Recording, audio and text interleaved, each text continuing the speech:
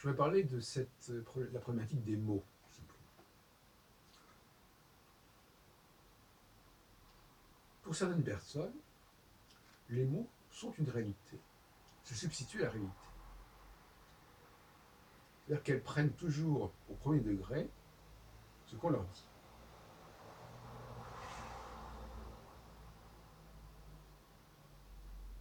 Et ça se substitue à la réalité.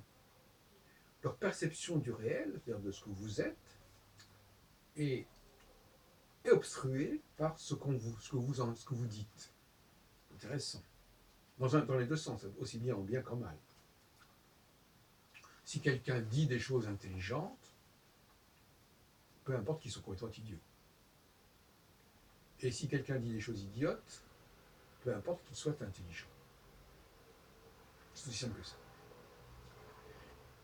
Le dire suffit pour la perception des personnes. Il suffit que je dise 3 mots pour qu'on me juge et qu'on m'étiquette, quels qu'ils soient. C'est extraordinaire. Donc le langage, le propos, fait obstacle. D'ailleurs, je l'ai expliqué dans une précédente vidéo en disant que le langage est une interface. Une interface entre différents plans, le visuel et l'auditif. Et par conséquent, une interface, ça, une interface, elle fait écran. Elle fait peut-être interface, mais elle fait écran. Et par conséquent, le langage fait écran. Cet après-midi, j'ai eu justement une altercation avec un monsieur, et tout d'un coup, on s'était un petit peu énervé, et il me pose des questions, et je lui ai répondu n'importe quoi. Et immédiatement, au bout de 10 secondes, il m'a traité de paranoïaque, par exemple. Mais en fin de compte, je me suis moqué de lui, je l'ai provoqué. J'ai tenu des propos tout à fait bizarres pour voir s'il était capable de faire la différence entre ce qui est dit et la réalité. Et cet homme était assez bedonnant, je dirais, assez enveloppé. Et j'avais envie de lui dire, mais ça c'est un fait, par contre. Vous avez beau dire tous les discours que vous voulez, vous avez du surpoids. Et ça c'est un fait beaucoup plus important, à mon avis, que des propos qui doivent être tenus. Par exemple, la personne qui a fait un exposé cet après-midi au Café Tao sur le bouddhisme, elle n'a fait que recopier ce qu'elle a lu dans tel ou tel bouquin ou sur Google pour nous pour nous pondre un texte d'un quart d'heure qu'elle a d'ailleurs en grande partie lu. Est-ce que ça prouve quelque chose sur ses compétences, sur ses connaissances? Pas du tout. Là encore, la lecture, le langage, tout ça, ce sont des interfaces qui se substituent à notre perception du réel.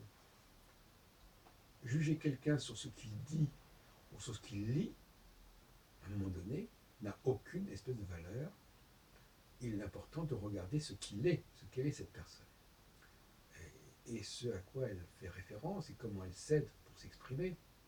Et précisément, moi, quelqu'un qui lit un texte devant moi, déjà, ça ne me paraît pas très sérieux, pour dire la vérité. C'est déjà un suspect, d'ailleurs, c'est normal que ce soit suspect.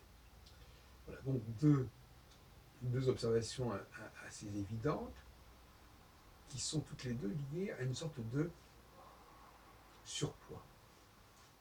Surpoids parce que la personne a trop mangé, elle a trop de ventre, et surpoids parce que elle va prendre un texte et elle va le lire.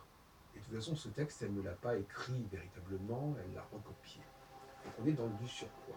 Et les gens qui sont en surpoids, soit pondéral au sens physique du terme, soit pondéral au niveau des ajouts et de ce qu'on ajoute à soi-même pour faire le poids, c'est le cas de le dire, eh bien, ce sont des faits qui me paraissent extrêmement révélateurs, beaucoup plus révélateurs que le fait de dire une chose ou une autre.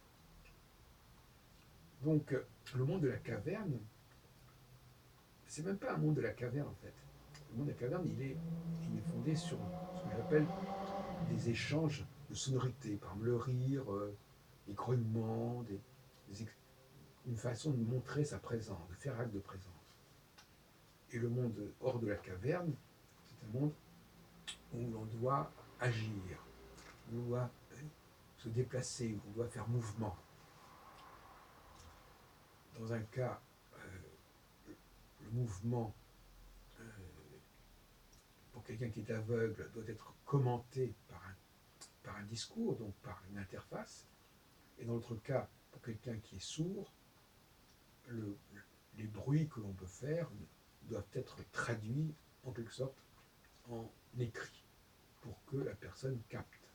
Et dans les deux cas, on est dans une situation d'interface. Donc, on voit bien à quel point le langage, comme on dirait à propos des traducteurs qui sont aussi des traîtres, traducteurs, le langage est fait interface, fait écran et se substitue à notre perception du réel. Et pour certaines personnes, ce langage, c'est la réalité.